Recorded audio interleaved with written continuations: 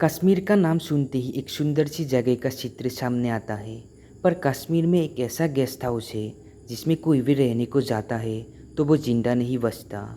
इस बात से अनजान तीन दोस्त राहुल, नितिन और मुकेश अपनी छुट्टियां मनाने कश्मीर गए और किस्मत से इन्हें यही गेस्ट हाउस रहने को मिला।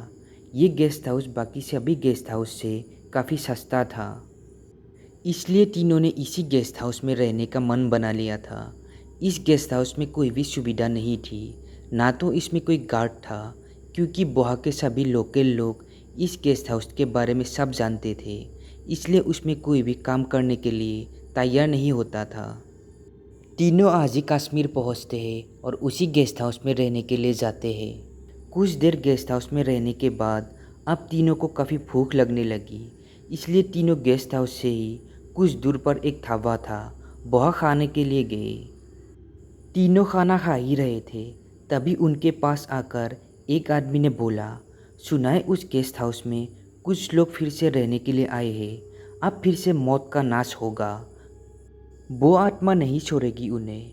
उस आदमी की बात सुनकर नितिन और मुकेश की हालत तो ख़राब होने लगी थी, पर राहुल उन दोनों को समझाते हुए बोलता है, कहा तुम उस पागल के बातों में आ गए हो, ये आत्मा और भूत कुछ नहीं होता, अब चलो यहाँ से, बहुत रात हो गई है। तीनों उन आदमी की बात को नज़रअंदाज करके अपने गेस्ट हाउस में वापस आ जाते हैं और अपने अपने बिस्तर पर जाकर सो जाते हैं। पूरी रात उनके साथ कुछ नहीं होता। फिर अगले दिन तीनों उसी ढाबे में जाकर नाश्ता करते हैं और घूमने के लिए जाते हैं।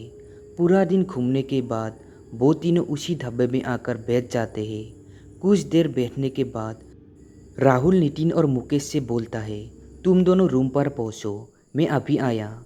राहुल उन दोनों को गेस्ट हाउस में भेजकर सिगरेट पीने लगता है। दूसरी ओर नितिन और मुकेश गेस्ट हाउस के पास पहुंच गए थे। तभी नितिन मुकेश से बोलता है, रुक यार, चल आज इस सेब के पेड़ से सेब तोड़ते हैं। नितिन की बात सुनकर मुकेश भी हाँ बोल देता है। सेब का पेड़ उनके ही गेस्ट हाउस के बगल में लगा था। मुकेश को तो पेड़ पर चढ़ना नहीं आता था, इसलिए नितिन मुकेश से बोलता है, यार तू नीचे ही रुक, मैं ऊपर चढ़ता हूँ, मैं तेरे लिए सेब नीचे गिराता रहूँगा। नितिन ऊपर तो सर गया था, पर काफ़ी देर तक उसने एक भी सेब नहीं गिराए।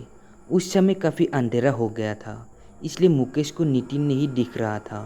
कुछ देर और नितिन ने सेब नहीं गिराए, तब मुकेश उसे आवाज़ देने लगता है।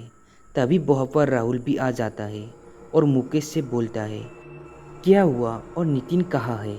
राहुल की बात का जवाब देते हुए मुकेश बोलता है, देखना यार, कब से नितिन पेड़ पर चढ़ा है और नीचे ही नहीं उतर रहा है। दोनों फिर नितिन को आवाज़ देने लगते हैं, पर नितिन कुछ जवाब नहीं देता। नितिन का जवाब ना आने पर राहुल पेड़ पर चढ़ने लगता है। राहुल थोड़े ही पेड़ के ऊपर चढ़ा होगा, तभी नितिन धम से नीचे गिरता है। नितिन को ऐसे देखकर दोनों के होश उड़ गए थे, क्योंकि नितिन नीचे गिरते ही मर गया था या फिर मरा हुआ ही नीचे गिरा था। नितिन को देखकर ऐसा लग रहा था जैसे उसके शरीर में खून की एक बूंद भी ना हो, उसका पूरा शरीर सूखा हुआ था। अब नितिन के मौत को पूरा 2 दिन हो गए थे। राहुल और मुकेश अपने गेस्ट हाउस के बाहर बड़े ही दुखी मन के साथ बैठे थे। तभी उनके पास एक बाबा आकर बोलता है, मारोगे तुम दोनों भी, मारोगे, जैसे तुम्हारा दोस्त मरा है वैसे ही तुम दोनों भी मरोगे। इतना बोलकर वो बाबा आगे चले जाते हैं। मुकेश उनकी बात सुनकर डरने लगता है।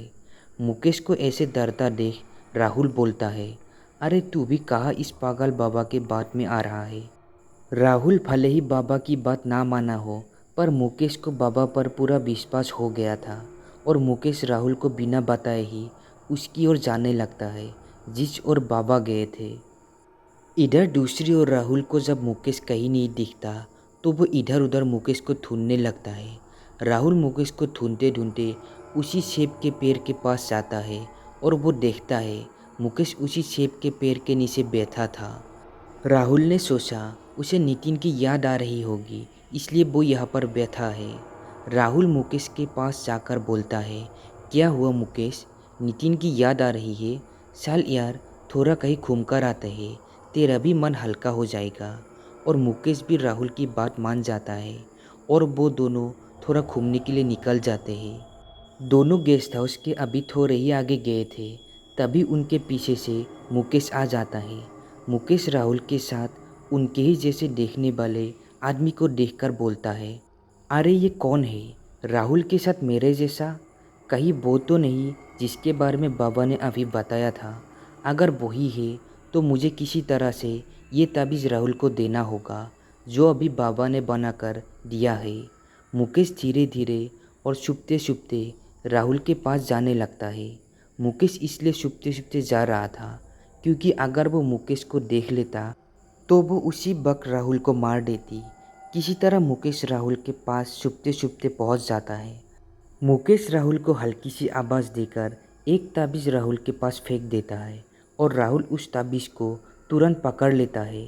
राहुल के ताबीज़ पकड़ते ही वो जो अभी मुकेश के रूप में राहुल के साथ था, वो तुरंत गायब हो जाता है।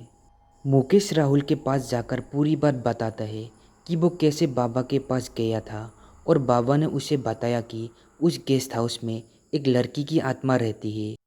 अगर कोई भी उस गेस्ट हाउस में रहने के लिए आता है तो वो आत्मा उसे नहीं छोड़ती और बाबा ने उन्हें उससे बचने के लिए 2 ताबीज़ बना कर दिए थे। पर ये ताबीज़ उन्हें तभी बचा सकता था जब ये दोनों गेस्ट हाउस से बाहर होते। मतलब अगर ये दोनों अभी गेस्ट हाउस के अंदर होते तो इन्हें ये ताबीज़ बचा नहीं पाती, क्योंकि उस आत्मा की शक्ति उस गेस्ट हाउस में बढ़ जाती है। तो दोस्तों, हमारी आज की ये कहानी कैसी लगी कमेंट में ज़रूर बताना। अगर आपके पास भी ऐसी कोई कहानी है जो शेयर करना चाहते हैं, डिस्क्रिप्शन बॉक्स में मेरा ईमेल आईडी है, तो उस पर शेयर कर सकते हैं।